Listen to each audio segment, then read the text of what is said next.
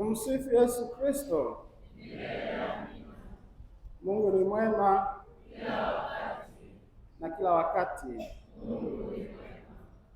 Kwanza tunajipa pole sote kwa kuondokewa na mpendwa wetu ambaye kwa wengine alikuwa ndugu yao kabisa, na sisi alikuwa ndugu yetu katika shirika letu la Francisco, na pia wengine alikuwa mama, alikuwa ndugu, alikuwa mama yao, mlikuwa mama yake, baba na ndugu wote.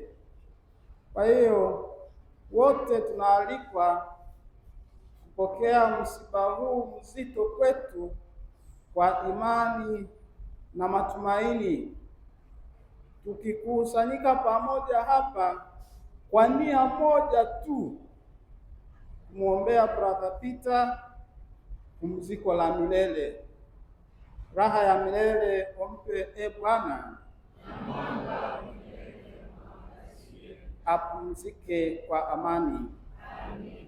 Ndugu zangu, sisi sote hapa duniani tunakuwa tunatafuta kitu kimoja. Kwanza tunatafuta utakatifu. Tunataka wote tuwe watakatifu, na hiyo nia inatuleta karibu na Mungu, na nina uhakika kwamba hiyo kabisa ilikuwa nia ya kwanza ya ndugu Petro kuamua kuwa Mfransiskani, ili katika maisha ya kuishi undugu na Wafransiskani haweze kuishi maisha matakatifu kama mwanzilishi wetu Mtakatifu Francisco wa Asizi alivyoishi hayo maisha, na watu wakatoa ushuhuda, wakawa mashahidi kwamba huyu ndugu alikuwa anaishi maisha matakatifu. Ndio maana tumesikia katika somo la kwanza kwamba tuwe watakatifu katika mwenendo wetu kama Yesu Kristo alivyokuwa. Sisi sote ndugu zangu tunaishi, tunatembea, tunaishi nyayo za Kristo katika udhaifu wetu, katika mambo mengine, lakini tunajitahidi kuishi hayo maisha matakatifu. Ndio maana tumeambiwa kusoma mwisho wa somo la kwanza kwamba mwenendo wetu wote, kwa maana imeandikwa, mtakuwa watakatifu kwa kuwa mimi ni mtakatifu. Tumsifu Yesu Kristo. Kwa hiyo matendo yetu yote tunayoishi, mambo tunayofanya, tunatafuta tuwe watakatifu kama Kristo alivyokuwa mtakatifu. Na ndio maana kila tunapoadhimisha misa, kila tunavyofanya matendo ya huruma, tunatakuwa tunatafuta huo utakatifu, na mwisho wake tuje tupate uzima wa milele kama tulivyo sikia katika Injili ya leo. Na tuzo la wale walioacha yote kwa ajili ya Yesu ni lipi? Petro tumesikia anatuambia katika Injili, na ndugu yetu Petro tunayomwombea jioni ya leo aliacha mambo yote, akaacha wazazi kule Bukoba, akaacha ndugu, akaacha watu wengine, akaamua kumfuata Francisco wa Asizi ili aweze kumtumikia Kristo kupitia karisma ya mtakatifu au karama ya Mtakatifu Francisco wa Asizi. Na hilo swali somo wake ambayo anamuuliza Kristo, na wakati mwingine na sisi tunajiuliza, hebu mimi nimeacha vyote nikakufuata wewe. Yesu anatuhakikisha kwamba tukiacha hivyo vyote, wazazi, ndugu, sijui akina nani, tunapata nini? Tutapata mara 100. Na kweli ndugu Petro na uhakika kwamba amepata mara 100. Ndio maana sasa tuko hapa wote tunaomboleza. Yesu ndugu wake wapo na sisi tupo, na wengine ambao wamemfahamu kwa sababu ya maisha yake ya Francisco Ndo hayo Kristo anayotuhakikishia kwamba tukiacha hayo yote, popote tutakapoenda tutapata mama, tutapata baba, tutapata ndugu, tutapata wakina dada, tutapata marafiki na tutapata jamii wengine katika jamii ambao watakuwa karibu na sisi mpaka hata tunasahau wale ambao tumeacha nyumbani. Kwa hiyo ndugu zangu, kumfuata Kristo hatupotezi chochote, bali tunaongezea ndugu, tunaongezea na wazazi, maana wengine nakuwa mama zetu, nakuwa baba zetu, nakuwa ndugu zetu, makaka zetu, madada zetu, hivyo kwa sababu tumeacha vyote tukamfuata Kristo ili tuje tuishi hayo maisha ya Mtakatifu Francisco, but also kuishi maisha matakatifu ili tuweze kuwa watakatifu. Tumsifu Yesu Kristo.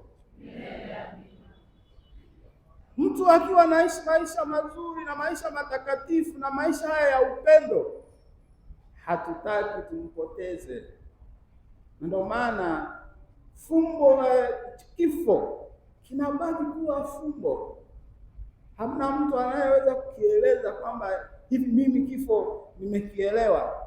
Kinabaki kuwa fumbo, na kwa sababu sisi wenye Wakatoliki wenye imani tunakubali, tunapokea kwa imani na matumaini katika ufufuko wa Bwana wetu Yesu Kristo na ahadi ile aliyotupa kwamba yoyote ambaye ataacha yote akanifuata, akanitumikia, akaishi maisha mazuri, na muahidi uzima wa milele.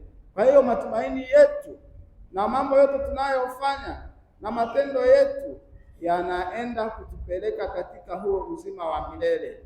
Kwa hiyo ndugu zangu, tumuombe Mungu atupe neema tunapoishi maisha yetu ya Ukristo, tutambue kwamba haya matendo na maisha tunayoishi, maisha hayo ni kama ngazi zetu za kutuelekeza mbinguni ili kuweza kukutana na Kristo ana kwa ana katika ufalme wake.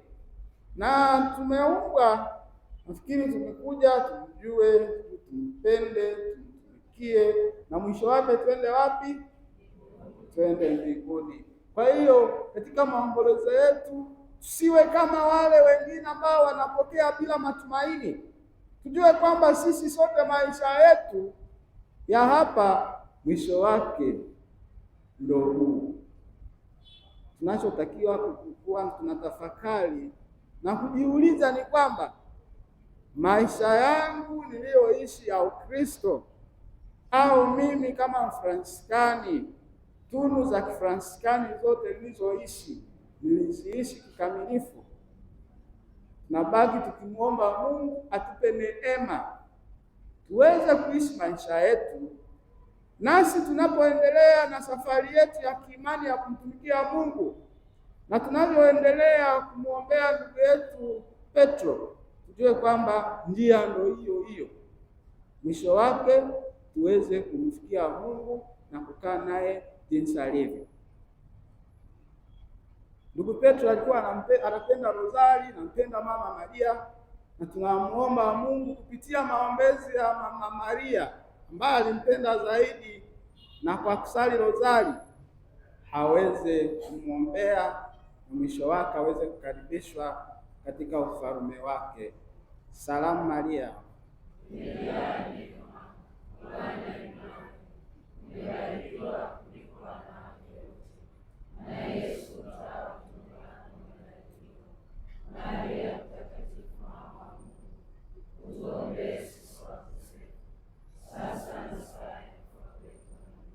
Raha ya milele umpe Bwana, apumzike kwa amani. Raha ya milele umpe Bwana, apumzike kwa amani. Raha ya milele umpe Bwana. Ndugu Petro apumzike kwa amani.